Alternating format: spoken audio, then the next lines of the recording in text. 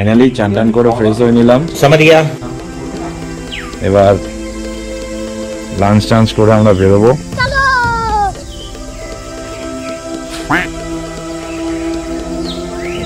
আমাদের জায়গাটা একটু ঘুরে দেখাই।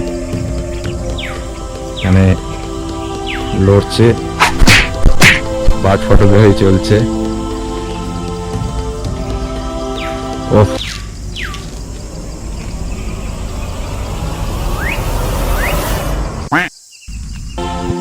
US 70 হোলিতে ধান খেয়েছে, খাজনা দেবো দিছি। এদিকে বিবরদা লড়ছে। বিবরদা কি পেলে বলো?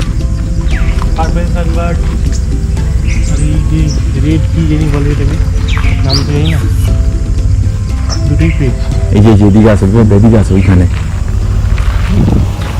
ওটা পাবে কিনা জানি না।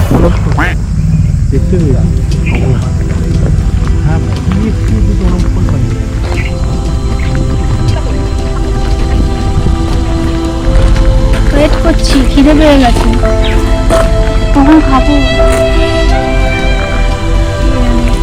মাথা কাটছে না খিদে। আপনার কি খিদে পেয়েছে? ইয়েস, জোর খিদে পেয়েছে, ভাতটা চটকাতে হবে।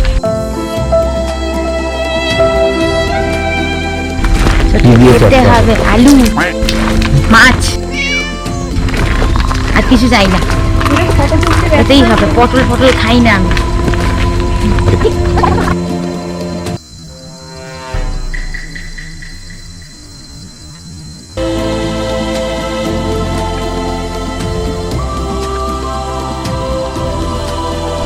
এগুলো আমাদের খাওয়ার জায়গা।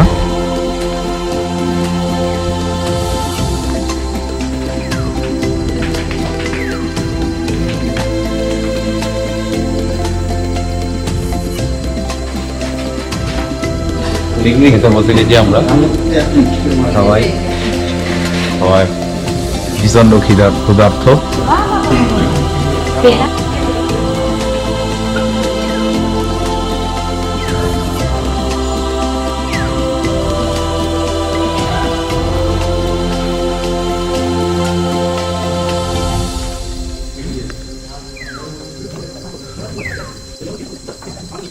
আমাদের জিপ এসে গেছে, একটা জিপ একটু আগে বেরিয়েছে, ডকুমেন্ট জেরক্স করার ব্যাপার আছে।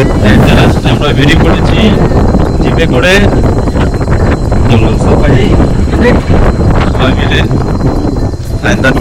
যুদ্ধ করছে। আমাদের একটা জিপ পেছন দিকে আছে, আমরা একটু দূরে আছে, আমি দেখাচ্ছি।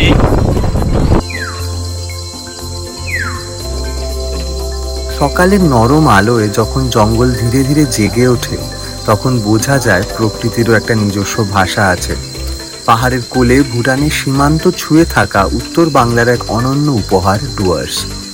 ডুয়ার্স শব্দটি এসেছে ডোর বা দরজা থেকে, কারণ একসময় এই অঞ্চল ছিল ভুটানের দিকে যাওয়ার অসংখ্য প্রাকৃতিক প্রবেশপথের দরজা। সবুজের অসীম বিস্তার, নদীর কলতান, কুয়াশায় মোড়া বনপথ আর বন্যপ্রাণের রহস্য, এই সব কিছু মিলিয়ে ডুয়ার্স যেন প্রকৃতির লেখা এক অনন্ত কবিতা। আজ আমাদের যাত্রা জঙ্গলের আরও গভীরে। ইঞ্জিনের শব্দ ধীরে ধীরে মিলিয়ে যায় পাখির ডাক আর পাতার মর্মরের সঙ্গে। মনে হয় এই সবুজ পথ যেন শেষ না হয় কোনোদিন। জঙ্গলের প্রতিটি বাঁক যেন লুকিয়ে রেখেছে এক একটি নতুন গল্প। ডুয়ার্সের বনভূমি শুধুমাত্র গাছের সমাহার নয়, এটি হাজার হাজার প্রাণের একটি জীবন্ত পৃথিবী। এখানে রয়েছে ভারতীয় গন্ডার, হাতি, হরিণ, চিতাবাঘ সহ বহু বন্য প্রাণীর আবাস। আর আকাশ জুড়ে রয়েছে অসংখ্য রঙিন পাখির রাজ্য। ডুয়ার্সকে বলা হয় পাখি প্রেমীদের এক স্বর্গ। এখানে দেখা মেলে প্রায় ৩০০টিরও বেশি প্রজাতির পাখি। কখনো গাছের ডালে বসে থাকা হর্নবিল, কখনো রঙিন কিংফিশার, কখনো বা বনভূমির গভীর থেকে ভেসে আসে অচেনা কোনো পাখির ডাক। মানুষের কোলাহলের বাইরে একটি পৃথিবী প্রতিদিন নিজের সুরে গান গেয়ে যায়। ভ্রমণ শুধু জায়গা দেখা নয়, ভ্রমণ মানে পথের গল্প, হাসি, মজার মুহূর্ত আর একসঙ্গে তৈরি হওয়া স্মৃতি। আজকের এই জঙ্গলের সফরে প্রতিটি মুহূর্ত একদিন হয়ে উঠবে আমাদের স্মৃতির অ্যালবামের সবচেয়ে সুন্দর একটি পাতা। গোখরো, শঙ্কর, কেন নিয়ে এসছিস এই সময়টা নামে না হলে হচ্ছে তোমার বলছে ভোরবেলা নেবে হচ্ছে বাইসন থাকে বাইসন ছাদে যাবি আমরা এখন দুঃখিত যে আমাদের গ্রাসল্যান্ডটা ধ্বংস হলো। দুঃখিত 2025 অক্টোবরে 5 তারিখে সুইচ গেট খুললো ভুটান, সব একেবারে ভাষায় নিয়ে গেল। এগুলো সব ভুটানের কাঠ হয়েছে, দেখা যাচ্ছে না দিদি? এগুলো সব ভুটানের কাঠের, এগুলো গুড়ি এগুলো পড়ে গেছে। বাংলাদেশ অনেক চলে গেছে পশু আমাদের এখান থেকে, বাইসন কত গেছে, হরিণ কত গেছে, গন্ডার তো 18খানা গন্ডার ওই কুচবিহার ডিস্ট্রিক্ট বলে ডিস্ট্রিক্ট থেকে আনা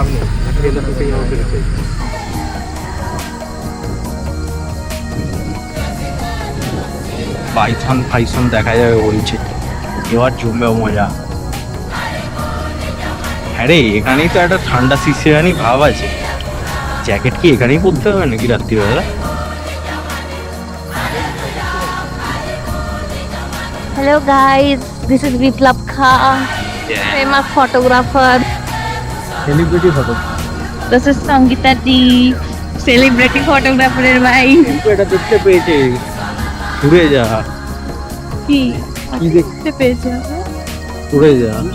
বাইসন বাইসন, হালকা একটু এগাও, হালকা, ব্যাস দাঁড়িয়ে যাও।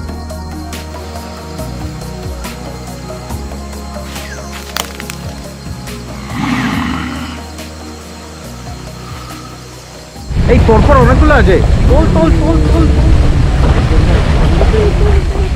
অনেকগুলো আছে সব।